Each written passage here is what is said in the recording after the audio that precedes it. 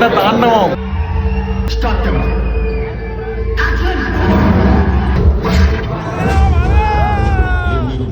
నిజంగానే అఖండ తాండవం చేశారండి. శివుని తాండవం బాలకృష్ణ గారి రూపంలో చూడాలని అనుకుంటే మూవీ అయితే తప్పకుండా చూడండి. హలో వైజాగ్, ఎలా ఉన్నారు? మనం వైజాగ్ సంగంసర్ థియేటర్లో అయితే మేము మూవీ అయితే చూసాము. Early morning 7 o'clock show. Interval తర్వాత రచ్చ మామూలుగా లేదు.